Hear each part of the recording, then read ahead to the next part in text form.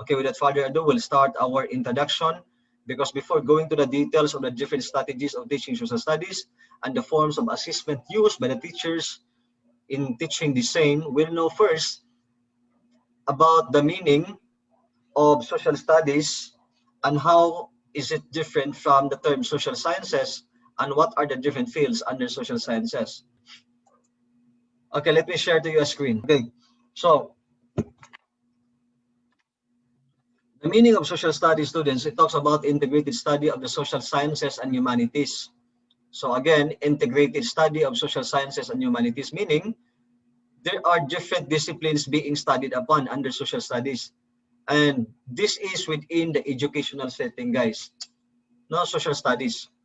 Sama nang makuha kag BSED, social studies, kani yung subject karon, these are forms of social studies, no? So in this particular subject, guys, you as elementary teachers someday will be taught to the different foundations and basics of social studies, ranging from the different disciplines under social sciences. So the purposes of teaching you social studies are the following, because you are expected to cascade all of this to our learners, integrate this, embed this into their mind, heart, and hands. The purposes are, first, civic competence. Promote civic competence. What is that? Civic competence talks about the interest, the arousal of students' interest in engaging into societal issues, political issues, and all other issues that concern their lives in the society, community, and country, guys. Mao ni civic competence.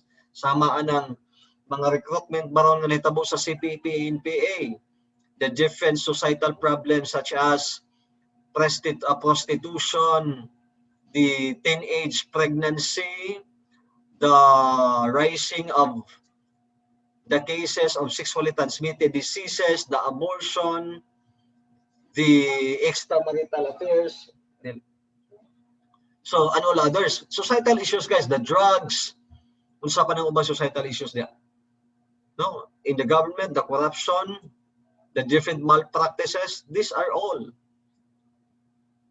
being taught under social studies. Though this is an obligation to help the government identifying those solutions, those problems, so that the government could make its appropriate interventions.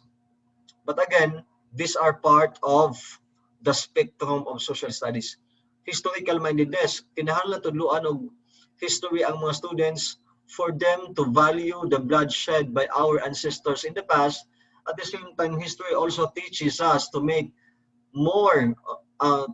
better decisions presently and in the future as well. Okay? Kaya nga naman, daghan kayong false narratives done by historians, no? As to the Philippine history, just like the time of Marcos, it has always been said by the Liberal Party that Marcos is an authoritarian, is a menace to Philippine democracy, is a dictator, is a corrupt politician. But honestly, guys, according to the decision of the Supreme Court, when I was having the subject in law school, there was no even just one case wherein Marcos was convicted for the crime of graft and corruption. Lalimang ka na, dagkang kasi corrupt, pero walay, excuse me, walay conviction nga nahitabo. Take note, it is a constitutional right that an accused be presumed innocent until proven guilty beyond reasonable doubt by a competent court during trial wherein both sides are being heard. But Marcos was never convicted, and yet he has been judged by the Liberal Party, propagated by the media, and Filipinos tend to believe as well nga Marcos is the devil. But you know what? It's the exact opposite. Sorry, ha? So, nga na guys ba? Usa na sa goal sa social studies, no? Cultural tolerance nga kita must have to embrace the diversity of different cultures, complexion of the skin, physical characteristics, behavior, beliefs. Mao na guys, no? Nga panalitan ang pagtuo sa imong classmate kay lahi, ya religion, Yung religion mao ni mag-away din mo kay moingon mi ka kana yung religion di na tinuod. It's wrong. Why? You do not respect his or her religion. So ang kanang mga tao nga walay pagtuo, meaning wala sila pagtuo nga naay God. Is it wrong? Under the Philippine Constitution, students, it is a constitutional right to grant them what they believe. If they believe that there is no existence of a deity or God, so be it. Let them be. Okay? Because it is a constitutional right. That is respect for diversity, students. Ha? Respect or have the culture tolerance. Dili kay magsikag pangaway kay lahi sila. And take note of this, it's wrong for us to use our own standard of culture judging other people's society's culture because culture is unique society from society to society. Okay. Again, social science, social studies, different integrated studies of social sciences and humanities. The purposes are the ones I mentioned minutes ago or seconds ago. So, social sciences, this talks about the different studies of different disciplines, not just the basic, not just the foundation, but the core, the entire in-depth, intensive, comprehensive details of all these disciplines, such as archaeology, economics, geography, history, law, linguistics, political science, criminology, philosophy, psychology, anthropology, and sociology, guys. Kani silang tanan under ni social sciences. As compared to social studies, ug ato ning tun-an ang mga basic ani, the one that we are telling you right now, that I'm telling you right now, guys, this is called as social studies. Pero mukuha kag kurso, particularly archaeology, magkurso kag AB economics, geography, history, and so on and so forth, then you are taking a course under the discipline or under the umbrella of social sciences. Ang imong kurso is under social sciences. Dito maingon nga ang kurso nimo is under social studies. Okay? Because you are specializing the different fields of social sciences. That's why ang imong kurso under sa social science. Okay? That's why ang kanang atoang college panahon sa kanang College of Arts and Sciences. Mao na siya. Kaysa College of Arts and Sciences, different disciplines under social sciences is being studied upon. No, kanang mga linguistics, kanang political science, business administration, kana. Okay? So, we'll have to know the meaning of all of these social sciences for you to be better equipped with the foundation of social studies before we will proceed once again to teaching you the different strategies and assessments in delivering the social studies subject, particularly culture and geography, to our elementary grades when you will become teachers, students, when you will become teachers. So archaeology, guys, is the study of human history, prehistory, and exhibition of sites, artifacts, and other physical remains. Di man ina, guys, ha? So excavation meaning gi-ukay, no? Gi-count. Sa pag-count, nakitaan ang mga artifacts, fossils, human remains. That's archaeology. Unsay purpose ana? In order to investigate a particular occurrence in the past. Kanang claim nga na ay dinosaurs, tinuod ba nga na dinosaurs? The answer is yes. Nga naman, daghan kaayong mga bukog sa dinosaurs ang nakitaan. Sir, kanang theory ni Charles Darwin nga ang tao gikan sa ape-like hominoid. Is that believable? For me, professionally, I would say very, very yes. Nga naman, because it has a lot of concrete evidences explaining the origin of man. But say if it does not conform with the beliefs of ours or yours, please do not get offended because we're just talking about the widening of perspectives here, guys. So, maimong pagtuo nga di tinuo si Charles Darwin, it's up to you. But what Charles Darwin said is based on science, based on concrete evidences. So it does not, it's quite sensitive because it is contrary to our religious beliefs and the verses of the Holy Bible. But it's okay. At least you are ought to judge. I'm not telling you what to believe and when to believe. It's up to you to believe, and when to believe. It's up to you. I'm just telling you that these are the scientific explanations, that these are the philosophical explanations, religious explanations, and all other explanations. And it's up for our students to believe. What to believe among these explanations. So economics, social science concerned with the production, distribution, and consumption. So in economics, guys, we talk about basically the law of supply and demand. Daghan gani ang supply, ang may tabo ana, mo sa may tabo si demand. Daghan ang supply, mo sa may tabo ni demand, it depends. But generally, daghan gani ang supply, gamay ang presyo kay nasobraan man ang supply. Gamay gani ang supply, mahal ang presyo, right? So kung mahal ang presyo, unsa may tabo ni demand, gamay ray mamalit kay mahal man. So barato ang presyo, generally daghan o palit kay barato man. So talking about economics in macroeconomic level, guys, ang kita sa nasod, meaning ana ang gross domestic product, ang gross domestic income. In short, kita sa nasod. Kada palit nimo og sabon sa imong silingan, moadto kag mall, mopalit kag mga items sa Lazada and all, these are entailing taxes. Taxes would be remitted to the government. And that tax, or those taxes, wait.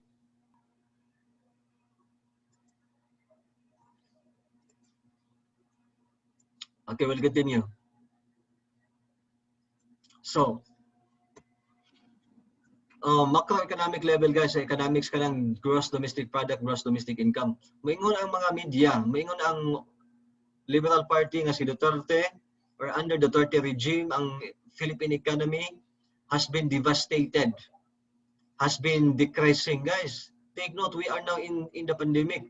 Many businesses have closed. And take note, those items being sold in the market become less and less because it is restricted by the government protocols in order to prevent the further transmission of COVID-19, right? So expect that the kita and income of our country for the past few months or 1 year would tend to decrease. It's not because of Duterte at all, di ba? Kaya sa mga ingno nila nga, di ba, i-blame nila always Duterte. So these are just black propaganda, guys, and we ought to know the facts and the truths because after all, we are citizens of this country, and it is our duty to propagate what are the facts and what are the truths.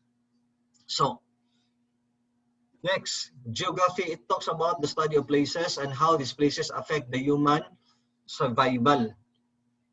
No? Sa panalitan ng mga tao sa isla, guys, more likely ang ilang pagkinabuhian would be in the form of fishing and farming for those people who are residing in mountainous places.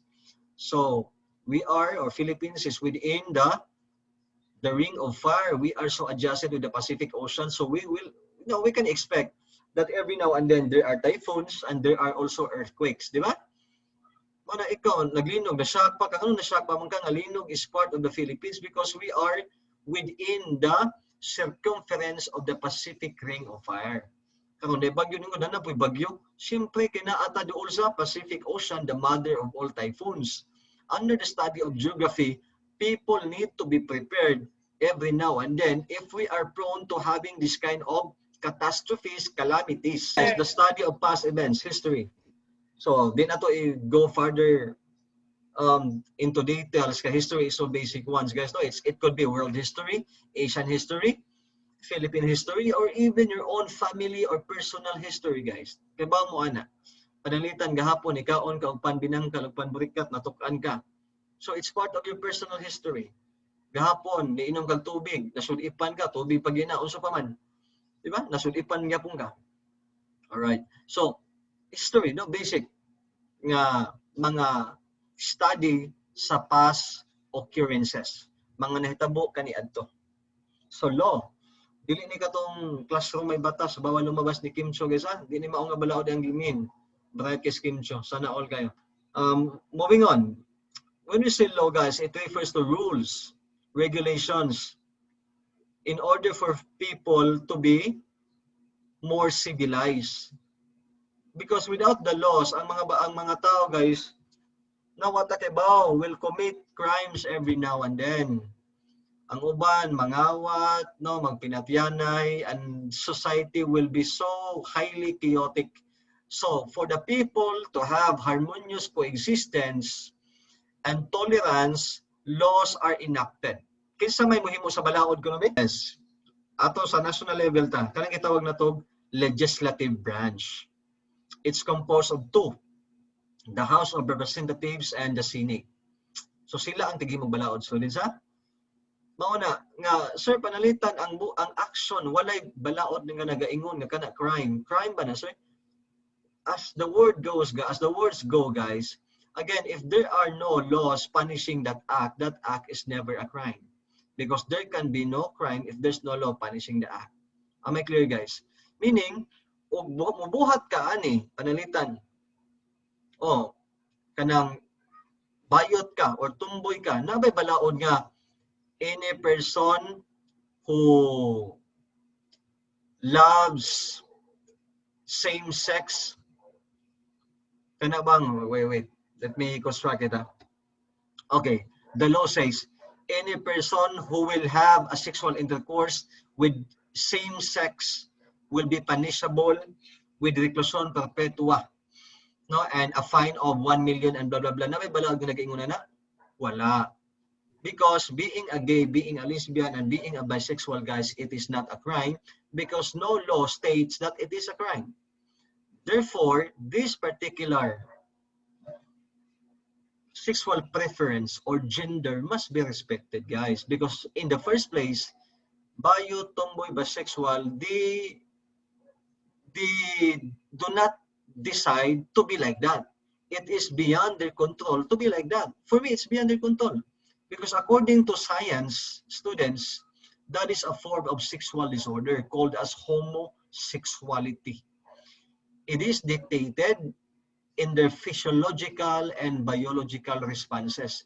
Meaning, pagbata nila, wag na sila maingon nga magbinayot ko bi, magtinumboy ko bi, mag-bisexual ko bi. It's just, it just comes out naturally that their physiological responses behave like that, behave that way.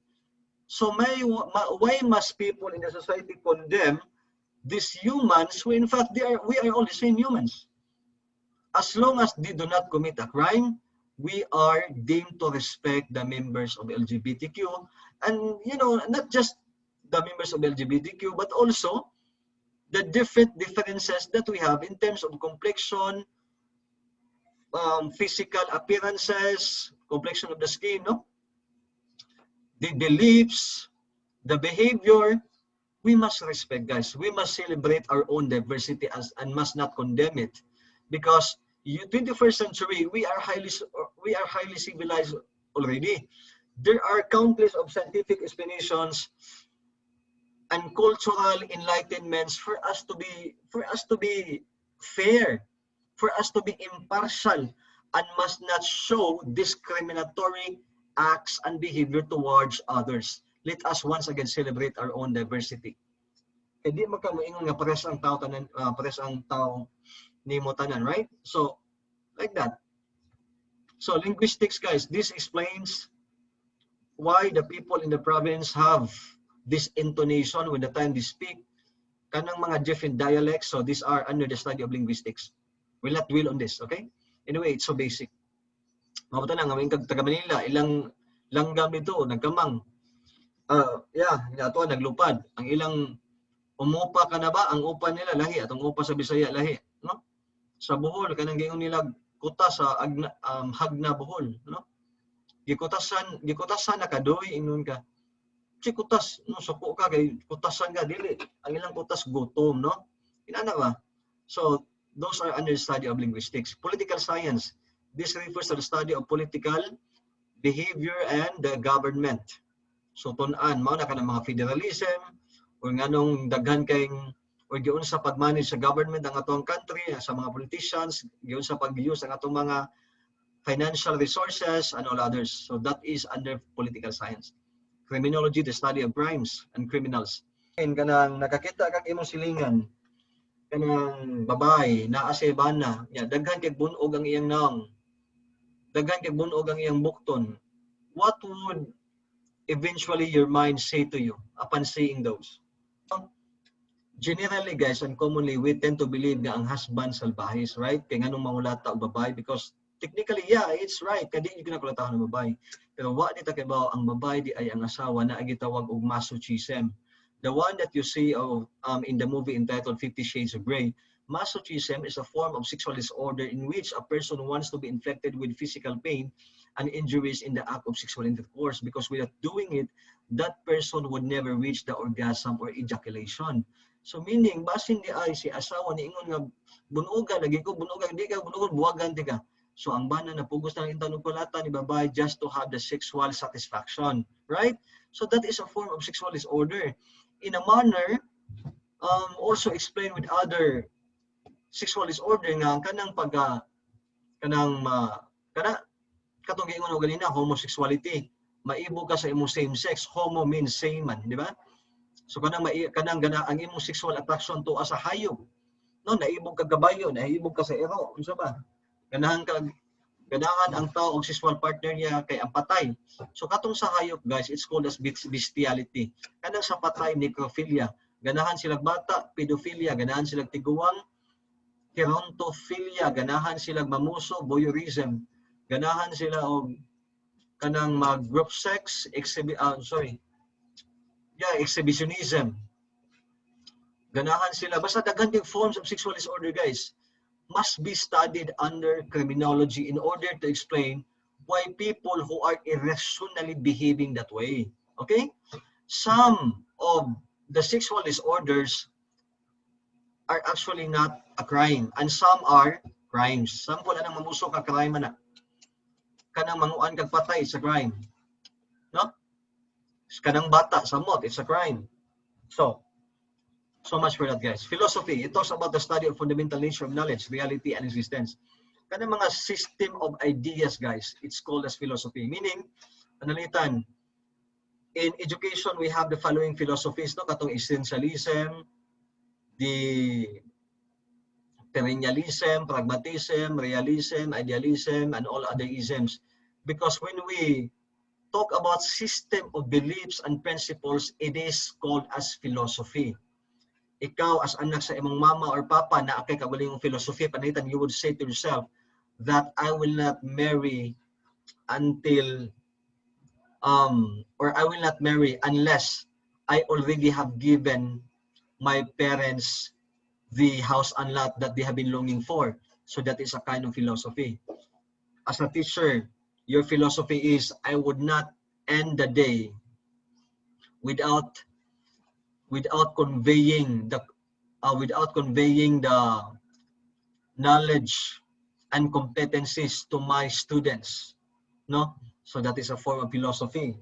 So under this philosophy, guys, why do human beings exist? So that is studied under philosophy. Nganong naa ang tao? Unsay purpose nganong naa ang tao? Ana blah blah blah. It's philosophy. Psychology, when we talk about psychology, guys, it focuses on the study of personal human behavior. Behavior sa usa ka tawo. Usa ka tawo. Og inyong tun-an, for instance, nganong inani ko motabi, nganong inani ako mga views in life, nganong ganahan ko magsigigbasa, this can be studied under psychology. The study of human mind, usa ka tawo ang tunan, and how it affects his or her behavior.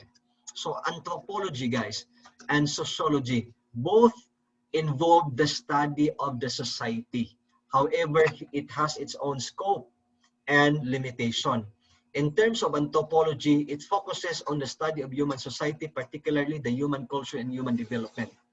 Outside of it, it is under sociology. Human development, as what I said, just like the study of Charles Darwin, it was involving human development. How was human developing? How do humans become like this? So it falls under anthropology. Anthropology and archaeology are riding in tandem. They are inseparable, because when you study anthropology, there is, especially if it involves human development, archaeology is always involved, no? Because archaeology, gives us the evidences how the humans evolved. But in terms of human culture, guys, As I said, human culture is different from society to society. Do not judge other society's culture based on your own cultural standard. Example, a Muslim woman and a Christian woman happen to see each other on the beach. Niingon dayon si Muslim, niingon din si Christian woman. Lalain na ni Muslim, mata ray nakita, nitubag pod si Muslim woman.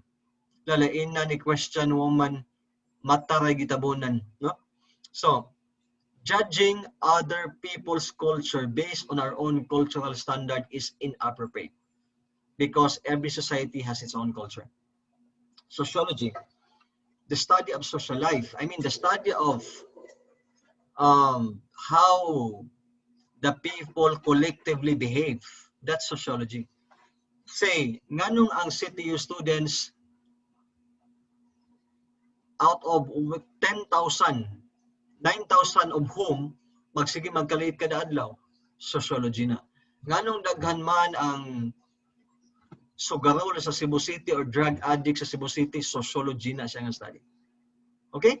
Collective behavior of a particular society or members of the society. Sociology. Kung usara, psychology. Kung society, daghan, collective behavior, it's either anthropology and sociology. If it involves human culture and human development, anthropology. If it is outside human culture and development, sociology.